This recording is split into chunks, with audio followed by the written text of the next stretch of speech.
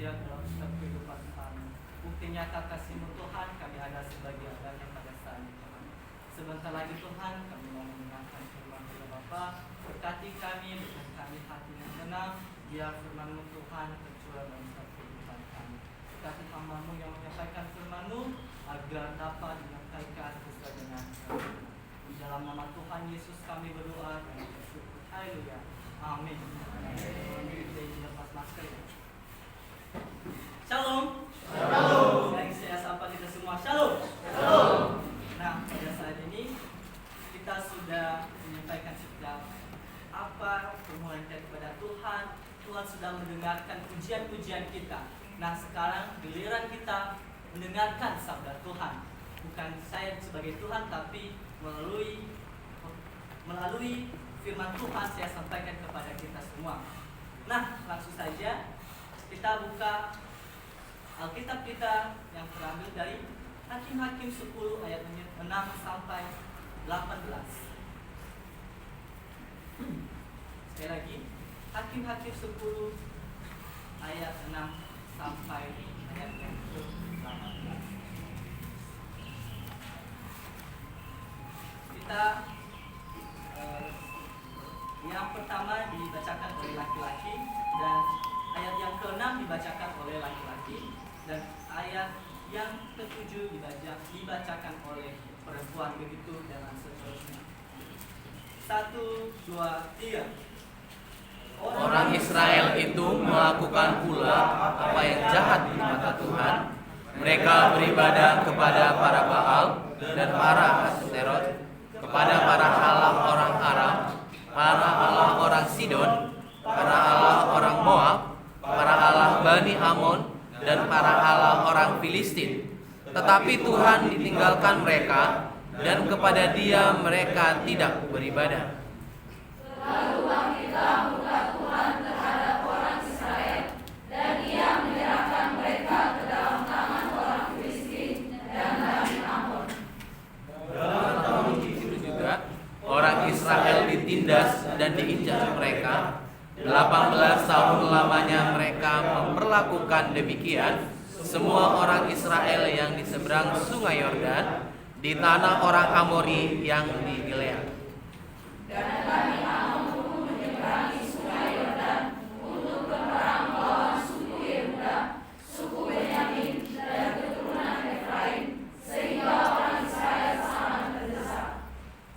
Lalu berserulah orang Israel kepada Tuhan, Kami telah berbuat dosa terhadap Engkau, sebab kami telah meninggalkan Allah kami, lalu beribadah kepada Baal.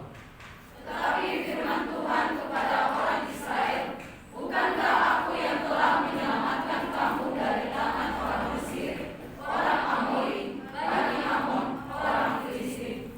orang Sidon, Suku Amalek dan suku Moab yang menindas kamu ketika kamu berseru kepadaku. Tetapi kamu telah meninggalkan aku dan beribadah kepada Allah lain. Sebab itu aku tidak akan menyelamatkan kamu lagi. pergi sajalah berseru kepada para Allah yang telah memilih itu. Biar mereka lah yang menyelamatkan kamu pada waktu kamu terdesak. Kata orang Israel kepada Tuhan, kami telah berbuat dosa.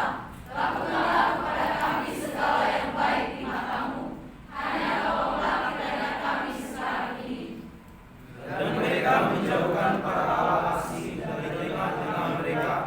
Lalu mereka beribadah kepada Tuhan, maka Tuhan tidak dapat lagi menahan hatinya melihat kesukaran mereka. Kemudian Bani Amon dikerahkan dan berkemah di Gilead, sedang orang Israel berkumpul dan berkemah di Mizpah.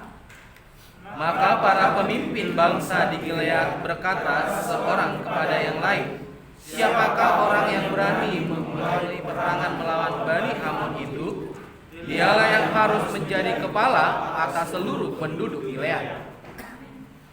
Nah, sejauh mana yang kita bahas tentang dan kita baca tentang Alkitab ini di Hakim-Hakim 10 ayat 6 sampai 18 yang ditulis pada tahun 1050 sampai 1000 sebelum Masehi. Nah, Hakim-hakim ini menceritakan tentang bagaimana bangsa Israel atau bangsa Yehuda pada zaman dulu mengalami kegagalan dan goyah iman kepada Tuhan, sehingga mereka beribadah kepada Baal atau kepada Allah orang Amon, orang-orang yang di sekitar mereka, tidak yakin lagi dengan kepada Allah mereka yang menyelamatkan mereka. Nah, judul atau tema yang saya ambil pada hari ini yaitu kemurtadan dan pengasihan Allah. Nah, murtad atau kemurtadan atau dapat kita artikan sebagai orang yang mengalihkan imannya atau pindah iman kepada Allahnya yang dia percayai dulu, berpindah dengan Allah lain yang baru dia kenal. Itu murtad. Berarti dia mengalihkan imannya. Dia tidak lagi percaya kepada Allah yang dulunya ia percayai, sehingga ia murtad dan berdalih agama, atau bisa disebut dengan mualaf kalau pada saat ini. Nah, dan pengasihan Allah. Pengasihan Allah dapat diartikan dengan kasih karunia, atau di mana Allah, nanti kalau kita bahas di ayat selanjutnya atau di penjelasan nanti, bahwa Allah masih memaafkan mereka betapapun besar masalah atau apa yang orang Israel lakukan pada saat itu, berbagai banyak kesalahan, tapi Tuhan masih memaafkan mereka. Nah, langsung saja poin yang pertama yang saya ambil yaitu pemberontakan dan kekerasan hati. Ayatnya yang ke-6. Orang Israel itu melakukan pula apa yang jahat di mata Tuhan. Mereka beribadah kepada para Baal dan para Asitoret, kepada para allah orang Aram, para allah orang Sidon, para allah orang Moab, para allah Bani Amon, dan para allah orang Filistin. Tapi Tuhan ditinggalkan mereka, dan kepada Dia mereka beribadah.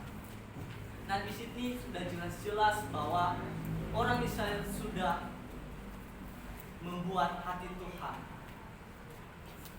menangis. Dan perlu kita tahu, bangsa Israel adalah bangsa pilihan Tuhan. Tapi mengapa bangsa Israel ditindas di dalam ayat ini? Mengapa Tuhan membiarkan? Nah, dapat kita lihat pertolongan Tuhan kepada bangsa Israel sebelum Yosua. Ini adalah kitab sesudah Yosua meninggal, ya. Ini sesudah Yosua meninggal. Nah, perlu kita tahu bahwa bangsa Israel adalah bangsa pilihan Tuhan. Karena kasihnya kepada Israel, Allah menolong mereka dan dalam kesesataan dengan berbagai banyak pertolongan. Nah, apa saja contohnya? Apa saja yang Tuhan tujukan pertolongan atau mujizat apa yang dilakukan Allah kepada bangsa Israel? Yang pertama ialah membebaskan Israel dari perbudakan di tanah Mesir. Allah menjanjikan kepada bangsa Israel mencapai tanah perjanjian dan berlimpah susu dan madu. Nah, sebelum bangsa Israel menuju tanah perjanjian, berbagai banyak macam yang Tuhan tujukan kepada bangsa Israel. Dengan apa Tuhan memberikan pertanda-pertanda kepada bangsa Israel? Yaitu supaya melihat bahwa Allah sendirilah yang dapat berkuasa, yang dapat melakukan apapun. Dan dapat kita melihat respon orang Israel atau bangsa Israel tetap aja keras hatinya. Dan apalagi pertolongan Tuhan yang sudah diberikan kepada bangsa Israel itu berapa kali mengalami mukjizat. Nah, ini berapa kali mengalami mukjizat ini di mana bangsa Israel keluar dari tanah Mesir menuju tanah perjanjian. Berbagai banyak Tuhan memberikan mukjizat yang dapat dilihat secara langsung, yaitu terkuatnya air laut Teberau sehingga terbelah menjadi dua.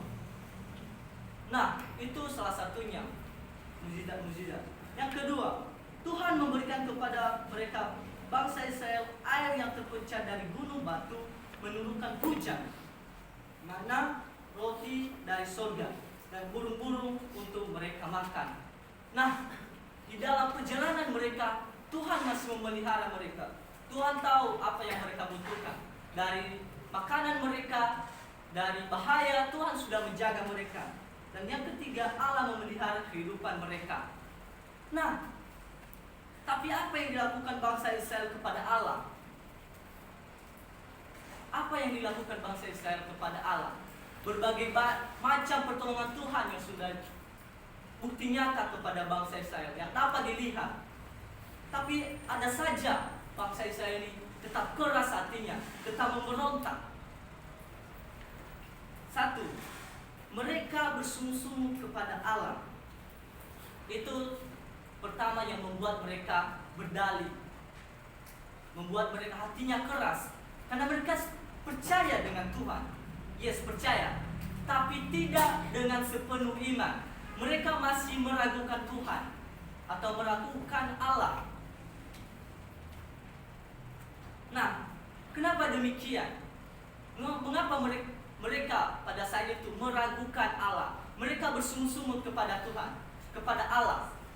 Karena mereka bersungguh-sungguh karena apa yang mereka harapkan, baik dalam masalah hidup atau mendapat kelakuan yang tidak baik dan ketimpa dengan beban berat. Nah, kita tahu posisi bangsa Israel pada saat itu adalah bangsa pilihan Tuhan. Dan di sekeliling mereka terdapat bangsa-bangsa besar atau bangsa-bangsa lain yang tidak percaya kepada Tuhan. Sehingga di lingkungan itu, bangsa Israel dengan lingkungan yang tidak baik, maka mereka terpengaruh ke kehidupan bangsa-bangsa yang tidak percaya kepada Tuhan. Mereka lebih bahagia, mereka lebih kaya, mereka lebih dari apa yang mereka dapatkan, atau mereka mengalami masalah hidup dan berbagai macam masalah lain, sehingga pikiran mereka, berarti Allah tidak ada, berarti Allah cuma sesaat aja ada. Berarti kalau saya mengikuti Allah orang Filistin, Allah orang Amon, maka kehidupan saya menjadi lebih baik. Nah, itulah yang mereka pikirkan. Kenapa bisa terjadi lagi? Kenapa bisa terjadi hal demikian? Karena sikap yang terlalu bersungguh-sungguh. Biasanya karena iman percaya kepada Allah mulai goyah. Di mana apa yang dipandang bangsa Israel pada masa itu adalah persoalan hidup yang mereka alami, bukan kepada Allah yang mampu melakukan kuasa. Mereka memandang kalau mereka sudah mendapatkan masalah hidup, kalau mereka sudah mendapatkan masalah, mereka fokus kepada masalah mereka. Tuhan, Allah, kenapa saya seperti ini? Tapi saya percaya sama kamu Tuhan. Tapi kenapa gak ada mukjizat atau tanda-tanda yang kau perbuat kepada aku? Begitu contohnya. Makanya mereka bersungguh-sungguh. Nah, selanjutnya pada akhirnya mereka tidak melihat kuasa Allah, tapi masalah yang mereka hadapi menjadi semakin besar sehingga menutupi hati dan pikiran mereka. Pada akhirnya mereka berpaling dengan Allah. Nah, dengan masalah yang mereka hadapi, dengan beban atau yang tertekan dengan bangsa-bangsa di sekitar mereka, sehingga mereka berpaling bahwa kalau saya mengikut Allah orang Filistin, Allah lain, maka saya akan bergaul bebas dengan mereka, sehingga kehidupan saya tidak terancam. Apa yang dilakukan Tuhan? Tuhan tidak nampak. Tapi kalau kita bergaul pada saat itu, kalau bangsa Israel bergaul sama mereka berpikir bahwa mereka bisa damai, bisa bergaul, sehingga pada situ aman dulu. Kalau kita baru jumpa dengan orang lain, contohnya orang lain, itu aman-aman saja. Tapi pada akhirnya kita terjebak. Kita tahu apa keburukan yang dia alami dalam dirinya. Nah, begitu juga dengan bangsa Israel pada saat itu. Pada saat mereka menyembah Allah ke orang lain, mereka aman sesaat, tapi selanjutnya mereka ditindas habis-habisan oleh bangsa lain. Nah, begitu juga dengan kehidupan kita, saudara, pada saat ini. Terkadang kita juga seperti bangsa Israel, ketika punya pergumulan, menghadapi masalah hidup, tantangan, kita mudah menyerah dan putus asa, sehingga kita mudah marah dan putus asa sampai gak diri, kita menghadapi pengubah hidup semakin jauh daripada Tuhan. Semakin kita mendapat masalah hidup sekarang, semakin kita menjauh dari Tuhan. Nah, sehingga pada akhirnya menyalahkan diri sendiri, menyalahkan orang tua, menyalahkan Allah. Kenapa terjadi hal demikian dalam setiap kehidupan kita masing-masing? Kenapa ya orang lain lebih bahagia gitu? Lebih orang tua mereka kaya, terpandang. Nah, apa yang saya alami di sini? Apakah Tuhan tidak berkenan kepadaku? Nah, karena kita fokus dengan apa yang kita alami, maka pikiran kita, maka hati yang kita yang bersih akan pudar, akan dipenuhi oleh masalah yang kita hadapi. Karena kita kejar, kita fokus kepada masalah, bukan fokus kepada Tuhan yang dapat menyelesaikan masalah. Sehingga akibatnya dapat kita menjadi bangsa Israel yang akan berpaling kepada Allah atau kepada Tuhan kita sendiri. Mungkin tidak sekarang, tapi nantinya kalau kita tidak mempunyai iman yang besar. Mungkin saudara-saudari di sini telah mendengar artis Deddy Corbuzier. Artis Deddy Corbuzier pada dulu, pada saat dia kecil sampai dia dewasa, sampai dia menikah, dia adalah Kristen. Tapi dia memiliki Kristen yang bersungut-sungut, sehingga dia percaya dengan istrinya. Terus dia berpaling kepada Tuhan dengan alasannya sepele, saudara-saudara itu. Dia berpaling dan berpindah agama atau mualaf karena masalah dia lebih karena agama yang lain atau agama Islam atau menurutnya lebih rukun persaudaraan. Dan pada saat dia sebelum dia bertekad untuk mualaf, dia di Suekarno turun dan berjumpa dengan Ma'ruf, sehingga dia didoain dan langsung katanya dia mendapatkan bahwa Islam pada saat itu agama yang baik. Terus dia bertekad, dia pergi ke Yogyakarta ya pada waktu itu, dan tanggal 27 Juni 2019 dia benar-benar mualaf. Sehingga dengan masalah dapat kita simpulkan bahwa orang Kristen dapat berpindah agama karena lingkungan. Dia mengatakan bahwa di Indonesia lebih banyak yang namanya Muslim, sehingga ia berkata bahwa inilah yang ia pegang, inilah yang benar menurutnya, tidak dengan Allah yang dia percaya dulunya. Sehingga ia bertekad. Sehingga apalagi yang membuat dia menjadi yakin, yaitu karena pada saat dia mualaf, banyak orang-orang yang menyenangi dia, mengucapkan selamat, dan dia followersnya menjadi banyak, sehingga dia benar-benar yakin bahwa menjadi agama, berpindah agama, berarti itu sudah dekat. Karena apa tadi masalah sepele dia kita tahu Deddy Corbuzier ini adalah artis yang terkenal, mungkin bisa bergaul dengan siapa saja, lebih banyak dia kenal orang-orang. Tapi kalau kita simpulkan bahwa dia itu gak banyak pengalamannya tentang lingkungan, gak banyak pengalaman. Kenapa saya bilang dia terkenal, tapi dia tidak mengenal Kristen itu seperti apa.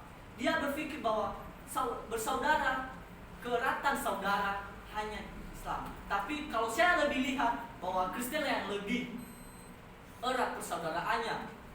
Kita tahu Kristen tidak membeda-bedakan kalau ada agama lain di lingkungan sekitar. Tapi kalau agama seberang, mereka menolak. Itu yang disebut persaudaraan. Di Cilegon terjadi kemarin, mereka tidak mengizinkan. Itu disebut persaudaraan. Nah, dapat kita simpulkan di situ, kita ambil hikmahnya bahwa walaupun kita udah benar-benar yakin kepada Tuhan, tapi tidak dengan iman, maka iman kita tetap akan pindah di saat kita mengalami yang namanya lingkungan atau apa yang kita belum dapat pada saat kita mengikuti Allah, kita tidak dapatkan, tapi kita tak dapatkan kepada pergaulan kepada agama sebelah. Dan kita yakin bahwa agama mereka inilah agama yang sebenarnya, inilah Allah yang sebenarnya. Nah, poin yang kedua, tindakan Allah terhadap bangsa yang tidak percaya. Apa tindakan Allah kepada bangsa yang tidak percaya? Dapat kita bacakan di ayatnya yang ke-7 sampai yang ke-14. Berarti Tuhan memberi tindakan kepada bangsa yang tidak percaya. Pertama yaitu Allah murka di ayatnya yang ke-7. Satu orang yang membaca ayat kepada kita. Oke, langsung saja. Lalu bangkitlah murka Tuhan terhadap orang Israel, dan ia menyerahkan ke dalam tangan orang Filistin dan Bani Ammon. Oke. Nah, Tuhan murka sehingga Dia menyerahkan bangsa Israel kepada tangan orang Filistin dan Bani Ammon. Itulah akibatnya. Murtad dalam Kamus Besar Bahasa Indonesia artinya sangat marah, gusar. Allah murka dengan kelakuan bangsa Israel yang memiliki iman yang bersungguh-sungguh atau setengah-setengah kepada Allah. Bangsa Israel tidak belajar dari sejarah apa yang nenek moyang mereka lalui. Berbagai banyak pertolongan Allah, mukjizat yang dinyatakan jelas kepada bangsa Israel, tetapi bangsa Israel masih melakukan kuasa Allah di tengah-tengah permasalahan yang mereka hadapi. Itu sebabnya Allah marah dan murka kepada mereka. Nah, Israel ditindas dan diinjak. Di ayatnya yang ke-9 sampai yang ke-10. Ditindas berarti dianiaya, mendapat perlakuan yang sewenang-wenang. Begitulah bangsa Israel mengalami penindasan dari bangsa lain karena Allah tidak membiarkan mereka mengalami kesengsaraan, supaya mereka sadar bahwa hanya Allah saja yang dapat menolong mereka dari bangsa Bani Ammon, orang Amon dan Filistin yang menindas mereka. Allah membiarkan orang Israel ditindas habis-habisan oleh bangsa lain supaya mereka sadar kembali bahwa cuma Allah lah yang menolong mereka. Sehingga di poin yang ketiga ini Allah menyadarkan mereka melalui sejarah. Apa yang dikatakan Tuhan di sini di ayat 11 sampai ke 14? Tetapi firman Tuhan kepada Israel, bukankah aku yang menyelamatkan kamu dari tangan orang Mesir, orang Amori, Bani Ammon dan orang Filistin, orang Sidon, suku Amalek dan suku Mau yang menindas kamu ketika kamu berseru kepadaku. Nah, di situ dapat kita lihat bahwa Dia menyadarkan kembali tidak ada yang menolong kalian bangsa Israel selain aku. Nah, di sini kita lihat bahwa Allah sangat marah. Nah, kita kasih tanda kutip, jangan kasih love yang bertanduk. Itu berarti menunjukkan bahwa di dalam kemarahan Tuhan ada kasih. Dia marah bukan berarti seperti kita marah orang duniawi, marah langsung mukul, marah langsung hajar habis-habisan. Tetapi di dalam kemarahan Allah ada sifat-sifat Allah. Ada sifat-sifat Allah di dalam kemarahannya, yaitu Dia murka. Berarti Dia murka itu bukan berarti Dia hancurkan bangsa itu, tapi Dia murka untuk menyadarkan mereka, sehingga Dia mengatakan, Allah mengatakan bahwa Dia membiarkan bangsa Israel diserahkan, ditindas. Apakah sepenuhnya dibiarkan dan ditindas? Tidak ya.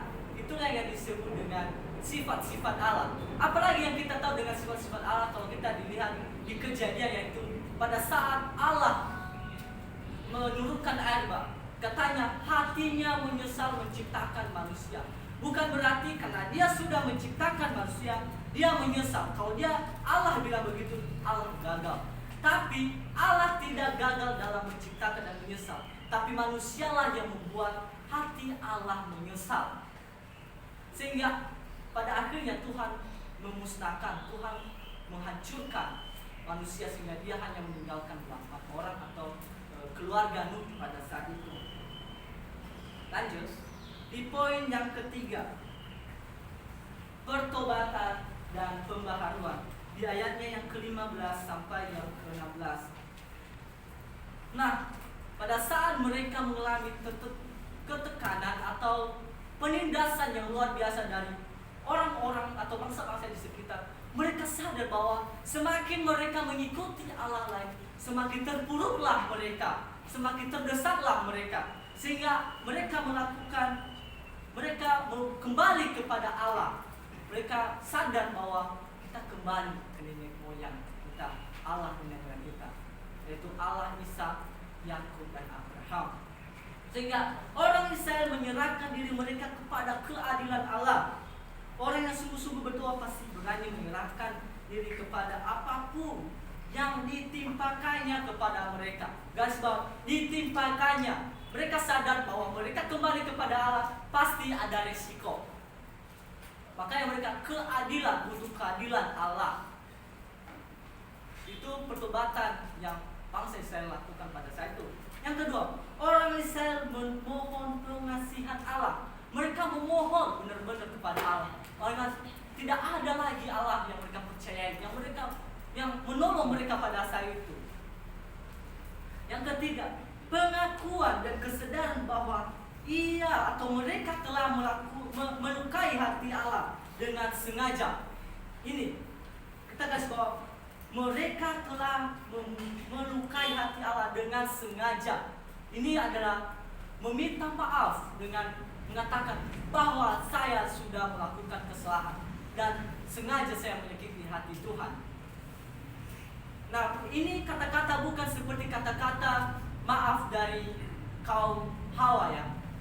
Apa kata-kata maaf dari kaum Hawa? Kalau dia salah, apa yang dia lakukan? Iya, kalau aku salah, minta maaf ya kalau aku salah. Bukan minta maaf aku salah, tapi minta maaf ya kalau aku salah.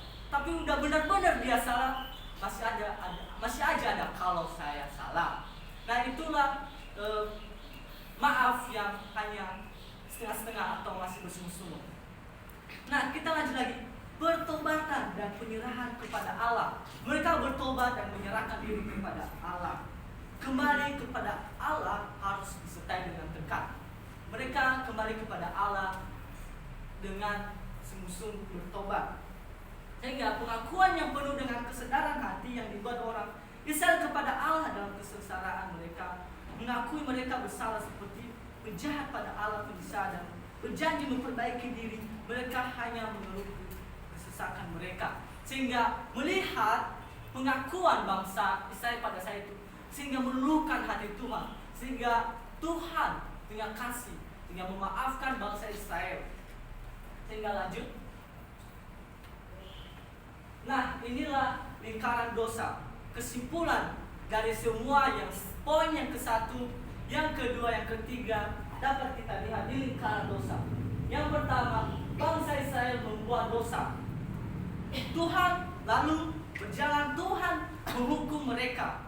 Di dalam setiap kesalahan pasti Tuhan memberikan pelajaran supaya sadar. Bangsa Israel dijajah, bertobat dan berseru minta tolong, ditolong dan dilepaskan, baru hidup dalam kemakmuran. Begitu seterusnya pertolongan Tuhan kepada Israel. Setiap melakukan kesalahan pasti Tuhan maafkan dengan pertobatan yang sungguh-sungguh.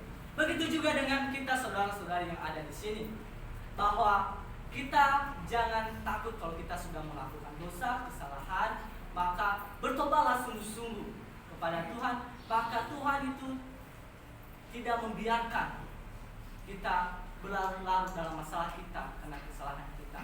Demikian saja yang bisa saya sampaikan kepada kita semua. Shalom. Mari kita bersatu dalam doa. Bapa yang di surga, kami bersyukur kami sudah mendengarkan firman Tuhan. Berkati setiap firman yang kami dengar, dengan firman-Mu dapat berbuah dan bertumbuh pada setiap kehidupan kami, sehingga perilaku kami Tuhan tidak seperti perilaku bangsa Israel yang keras hatinya, yang memberontak dan berjalan kepada Tuhan. Tapi jadikanlah kami anak-anak atau pengikut Tuhan, benar-benar mengikut Tuhan dengan iman dan kepercayaan penuh. Terima kasih Tuhan, terima kasih Yesus. Kami berdoa dan mengucap syukur. Haleluya. Amin.